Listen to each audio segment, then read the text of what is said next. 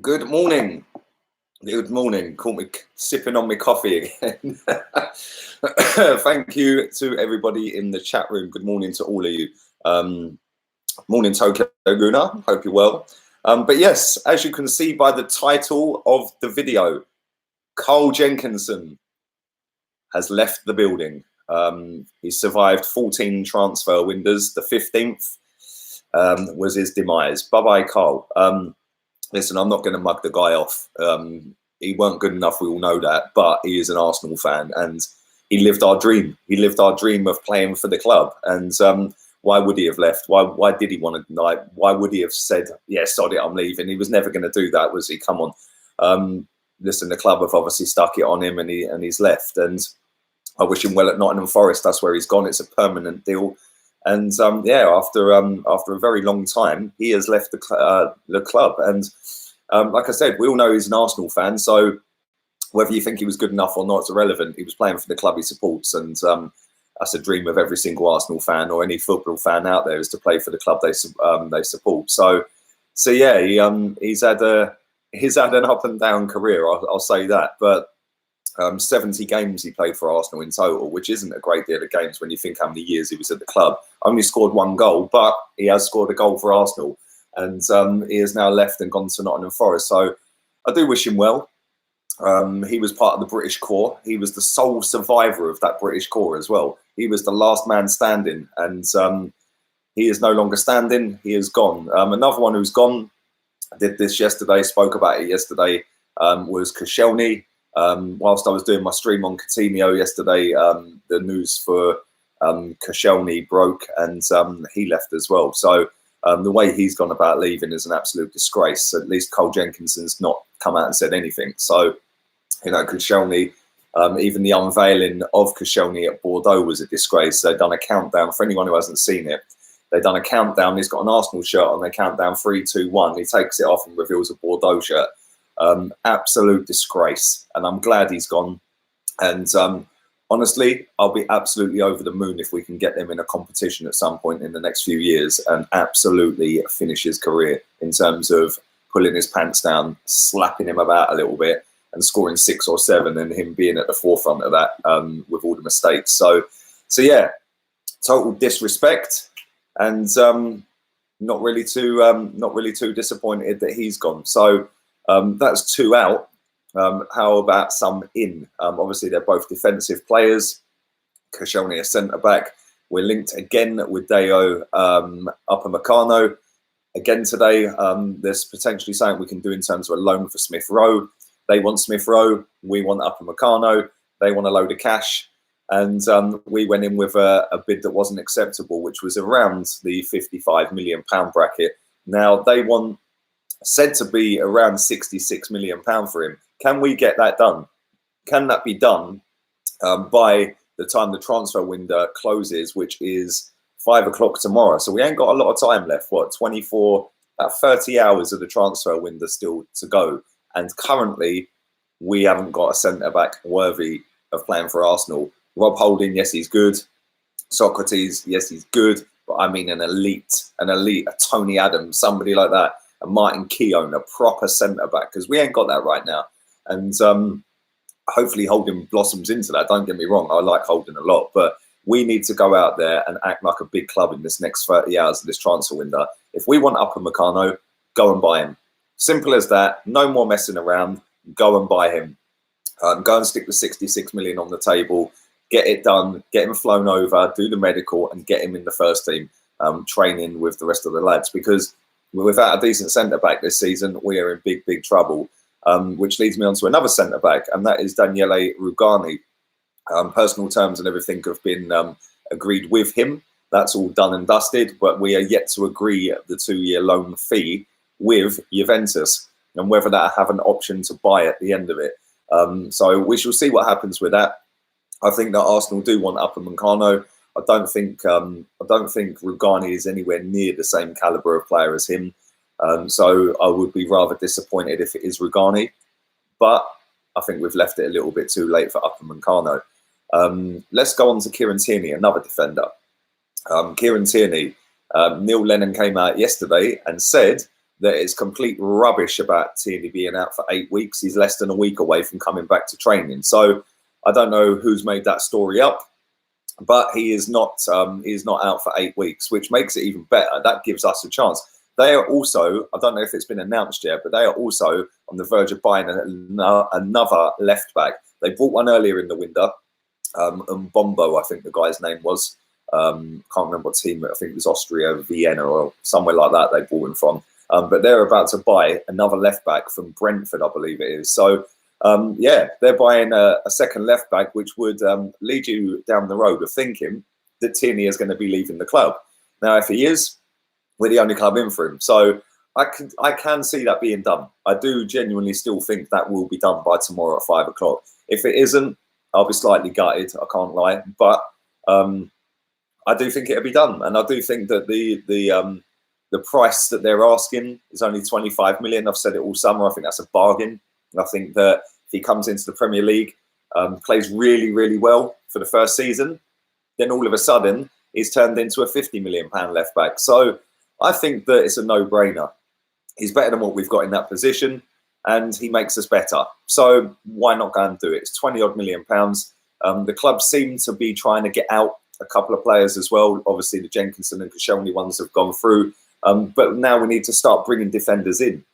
It's all well and good getting rid of some, but we now need them in. We have officially only got Hector Bellerin at right back at the moment. We haven't got another right back now. Jenkinson's left. So can Callum Chambers play there? Yes, of course he can. Is he any good there? Not really. Maitland-Niles, can he play there? Yes, again, not really any good in that position. We need to get somebody in that can play right back. Tierney is that man. He can play right back, he can play left, and he can play centre back. So why not go and do it? It's a no brainer for me. £25 million.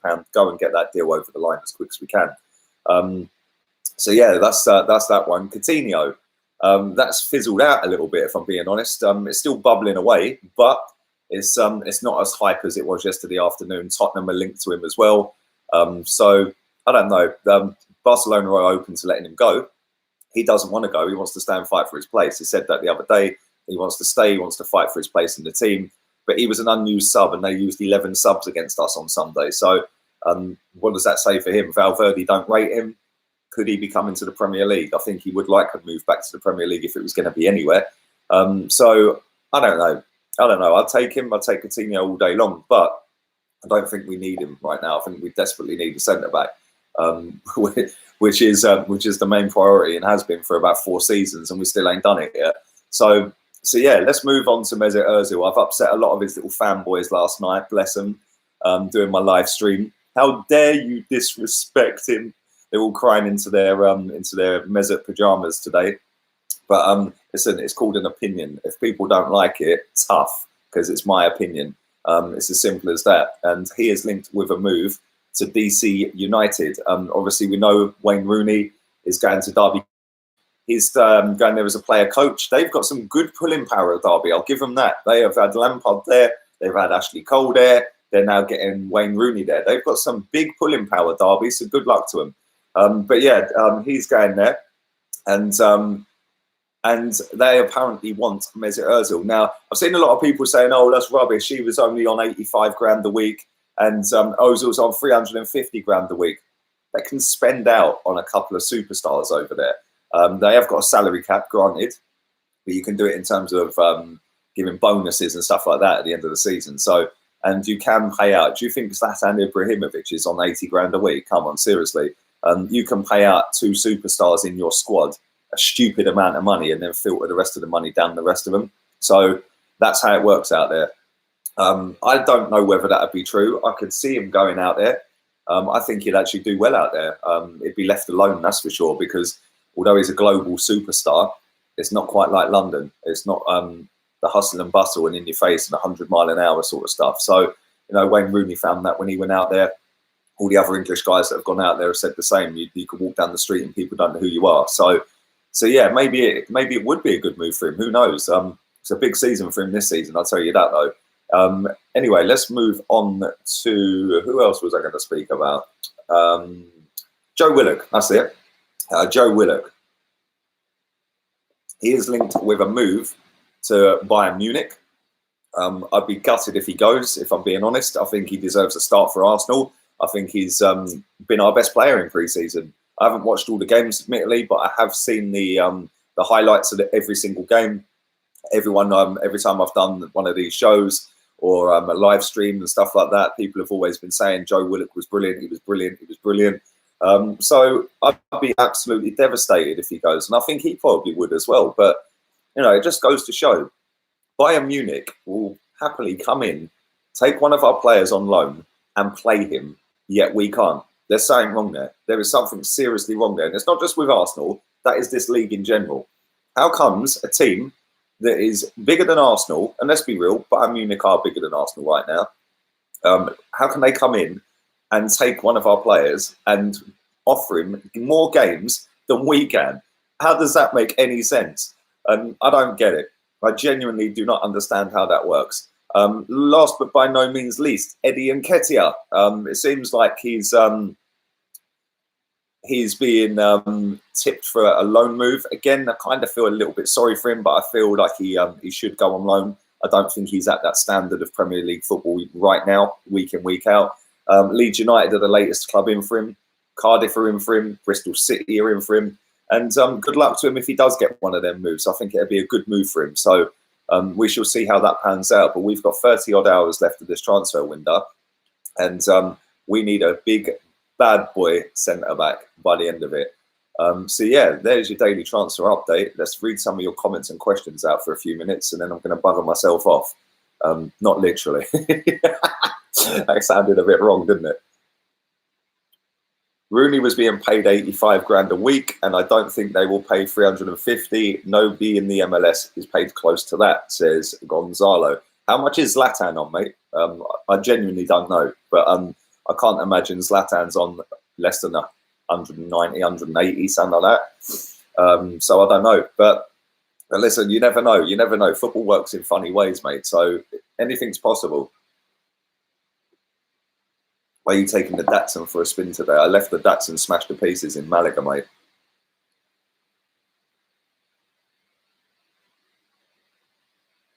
Upamecano won't come unless we put a record-breaking offer in, says Majib Ahmed. Good morning to you, mate. I hope you're well. I don't know about that. Listen, he's got a buyout clause of £92 million, right? But they'll be happy to take about 66, 67. Maybe just go and slap £70 million on the table and say we want him now. Go and get him, or do 65 and chuck Smith Rowe into the equation on loan. I don't know, but we have got to hurry up and get it done if we want to get it done. That's who I forgot. Thank you very much, Dark Zero. Mohamed El Neni is linked with a move to Galatasaray. We paid £5-6 million for him. Another absolute waste of money, and yeah, hopefully that gets done fairly soon. There are conflicting reports about Upamecano, to be honest, says Wilson. Good morning, mate. I hope you're well. Emery has a selection headache, says Aaron. Well, he does in the attacking line, defensive line. We're running out of options, mate. We've only literally got who've we got? Holding and Socrates. Holding ain't even fit right now.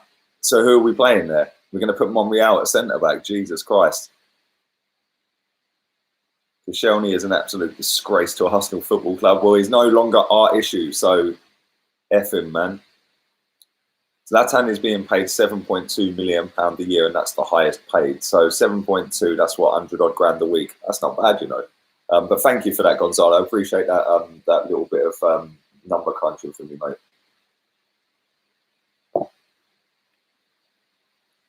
Lee noticed me. Well, there you go. I've noticed you. If Ozil leaves, we need to get Ziyech, says Ugandan Knuckles. Good morning to you, my friend. I'm still baffled as to why nobody's gone in for Ziyech. What is that all about? One of the best players in the Champions League last season, not one bid for Ziyech. I don't get it. Genuinely baffed. Good evening, K Formula One. But there's no 50% tax in America, says Pablo. There you go. So he's on 7.2. I'm probably paying about 72p. Right, listen, I'm going to wrap this up. Thank you to everybody watching live, nearly 400 of you, so I do appreciate it. Please stick a thumbs up on the video. If you are new, do subscribe as well. closing in on 27k, which is mad because I only passed 26k yesterday. So it has gone like that since yesterday. Also, don't forget a 5-hour straight stream from 1 o'clock till 6 o'clock tomorrow on this channel. I'll be getting a couple of people on the phone, unless I can figure out how to get them on here, because obviously Google Hangouts is shut down right now. So that's not coming back anytime soon, and I have not got a clue how to get anybody else. I've tried setting up Skype, but that won't pair to my OBS properly. So there we go. Anyway, all have a wonderful day. Please stick a like on the video before you leave, and I'll be back at 5 o'clock unless anything happens today in transfer business, and then I'll be streaming straight away. Laters, peeps.